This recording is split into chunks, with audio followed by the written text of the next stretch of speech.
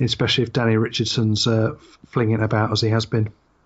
Yeah, no, I agree. And Barber and Percival are on too much of a high to have this Huddersfield side get in the way. It's the pace they play at as much as anything. It's the fact that they are playing an extra gear, probably 2 gears even above Huddersfield where they are at the moment. Yeah, so Salford versus Wakefield's the final of the round 12 games. Now, this one would have been hard to pick because of the form of both teams before this weekend. And now, off the importance of one game form, but both teams won this weekend, so both teams go into this with a boost. I just think Wakefield have a bit more of a strike threat, so I think they're going to be able to score more points than Salford. I've got them winning 30 points to 20. Yeah, I think Wakefield, again, similar. I think they'll just have a little bit too much more, just because of as much of it will be the depth they've got on their bench, will just be a little bit higher quality. So when that gets to that 20-30 minute mark where they're starting to roll players on and off, I think they'll just be able to sustain themselves a bit more than Salford will. Yeah, yes, I certainly agree with your point there, Tim. Okay, Challenge Cup picked out 2 game of the weeks. York versus Catalan is the BBC live stream game. Obviously, they're hoping for a big crowd down at York and a big upset potentially. I just can't see it. I know Catalan are really down in the dumps about themselves and not playing very well, but they've not been. I mean, yeah, they were hammered this week, but they've not been absolutely hammered in a lot of games. And going and playing against a part-time team, I just think they'll have enough class in the end. See, whereas I've gone against this one, I think York be on a crest of a wave. They'll be in front of the TV cameras. They'll be looking to show off. They'll be looking to make a name for themselves. And this is the best chance they could possibly have. Catalan, dejected. They're going to be a bit all over the place. They're not going to have the organisation. And they've never travelled well. Do you think York's dual... Well, last year they won more away games than home games, I think. But do you think the dual reg players might be made to miss out for York, and that might be a factor? It will be, I think, but equally, I think they've still got a decent unit there, and they've got some quality that's come down from Super League. So I think, and they're very well coached, and they'll be setting up for this game, because don't forget they've had, because of the way the competition is, where you have the best part of a month's notice of this fixture. Yeah. They would have had time to work on this in training. They'd probably I would bet that they put some extra training in. They put some thought in to some of the plays that they've been running in recent games. I bet they've been having half an eye on this, and they've done some video work. So I reckon they'll do quite well on this one. Well, the other game we picked out is 2 Championship full-timers, Lee versus London. Now, I'm going Lee in this one because I just think they've found their form, they've found the shape.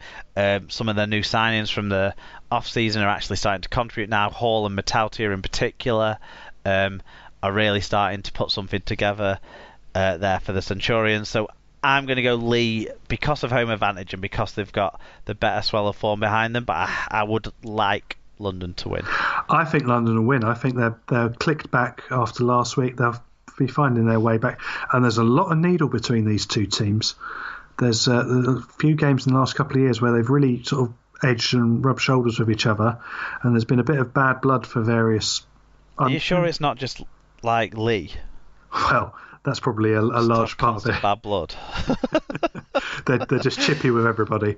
But no, I mean, I remember a couple of Lee in London, because there was one in the Challenge Cup a few years ago that really sparked off, and I think because they've both been up that top end, they've really seen each other as bizarrely as sort of very close rivals. So I think London will have enough to really get themselves up for this, and I think Danny Ward's the sort of coach will be able to really get some blood and thunder going and get them over the line for this one. So back in London. Okay, I hope you're right. Okay, there's some championship games catching up on some of the cancelled games early in the season. I think there's 2, but we picked. I think there's 2. Maybe there's more than 2. Anyway, whatever there is, Dewsbury versus Halifax is the one that jumped off the page as the game of the week for me. And I think that Dewsbury are going to get that post-Toronto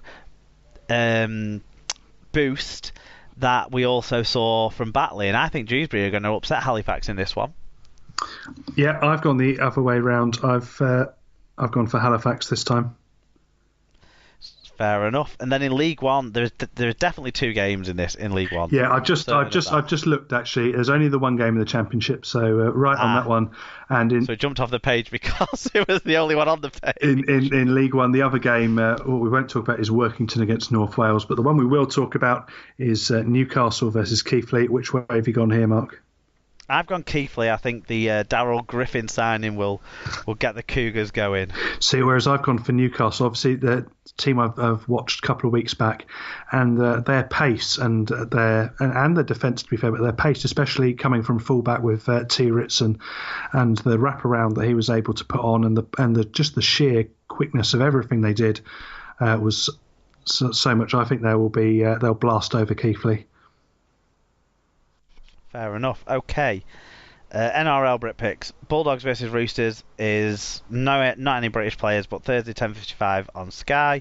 Warriors versus the Dragons. If you've got the Watch NRL app, you can watch that on Friday at 9 a.m. See how Widdop and if Graham's fit for that one, see how they get on. Rabbitohs versus the Raiders. Plenty of British interest in that, so of course Sky haven't got it on. 6 a.m. Saturday morning. I think they're doing this on purpose, the Watch NRL people.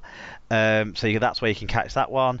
West Tigers versus the Newcastle Knights, Saturday at 8:30 a.m. You can watch that one on Sky, see if West can keep their impressive form going. And the Cowboys versus the Titans, Queensland Derby, Saturday 10:35 a.m. on Sky. You never know, Joe Greenwood might get a go unless he's already on a plane back to England. I think if he could well be, that rumour has bounced up again during the week. Yeah, it did. Hull KR again strongly linked with making the Greenwood boys their back row. We need some bodies as much as anything. Yep, so there you go. That is all of next week's games predicted and previewed, and we're probably going to do as well as always, which is about 50%. So move on now to the wrap-up. I've got a multiple choice quiz coming up for you, Tim, so not too difficult.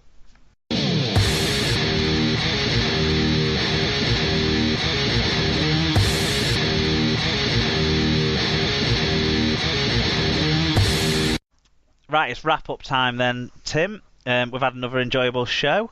I think I've written down a few potential episode titles, so that's good. I've got one as well, so we'll compare notes in a minute. So we've had some good laughs along the way.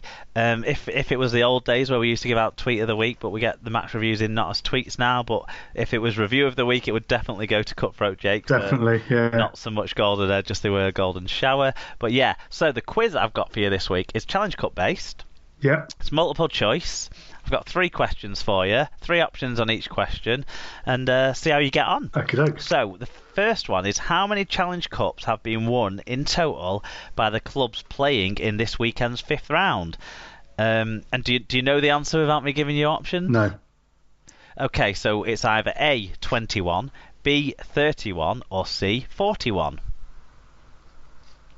So obviously in the 120 or so year history of the Challenge Cup. Yeah. Well, so who have you got there? You've got take out the wall. Featherstone's been there. I'm going to say 31. Yes, you are correct. Hey. B, 31. Okay.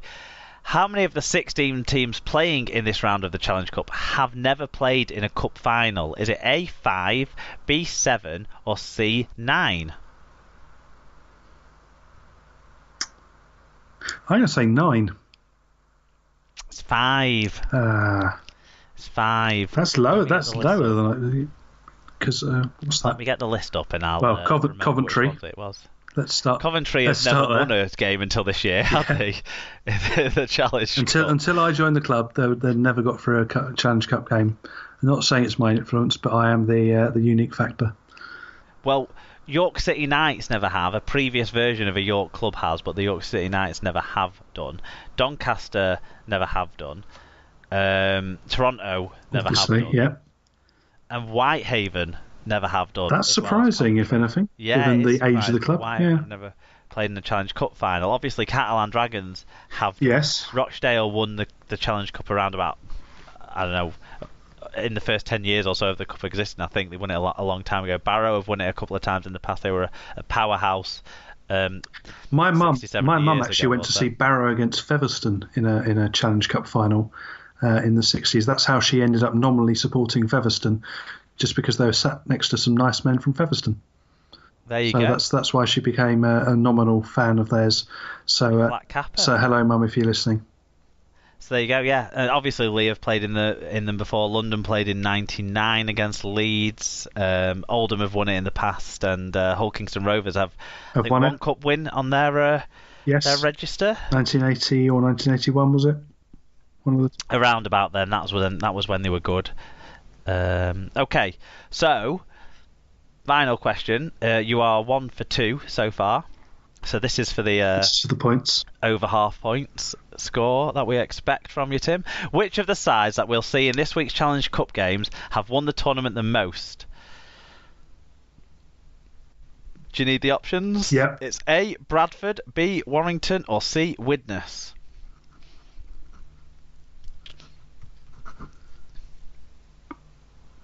I know what I think it is, but I know I'm also doubting myself at the same time.